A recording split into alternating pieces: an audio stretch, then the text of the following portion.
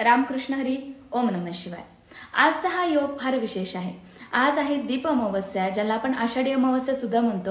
आणि एक नाव म्हणजे म्हटलं जातं गतहारी अमावस्या. यालाच आजकालच्या काही लोकांनी अपभ्रंश करून गटारी अमावस्या सुद्धा केलेला आहे.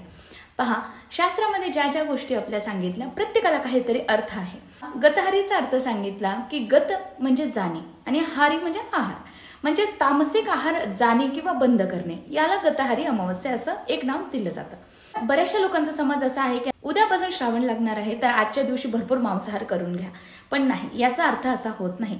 अगोदरच मांसाहार म्हणजे तामसिक आहार मानला जातो. हा आहार करू नये असं सांगितलंय, पण आजच्या दिवसापासून ज्या तामसिक गोष्टी आहेत या सुद्धा बंद करा असं सांगितलेलं आहे. महत्वाचं जी दीप अमावस्या आज सांगितली, आजच्या दिवशी सकाळी किंवा सायंकाळी 5, 7 किंवा 9 असे कणकेचे किंवा इतरत्र दिवे सुद्धा तुम्ही लावू शकता, प्रज्वलित करू शकता. घरामधील जे अडगळीमध्ये सुद्धा पडलेले आहेत ते सगळे आज स्वच्छ धुवून काढायचे असतात आणि ते देवासमोर मांडायचे असतात.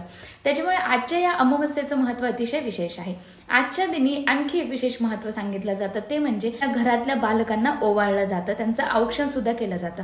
एकतर सकाळी किंवा सायंकाळी या 2 मुहूर्तांपैकी एक मुहूर्ताला आज बालकांचं औक्षण सुद्धा नक्की माता माऊलींनी करावं. रामकृष्ण हरी. ओम नमः शिवाय.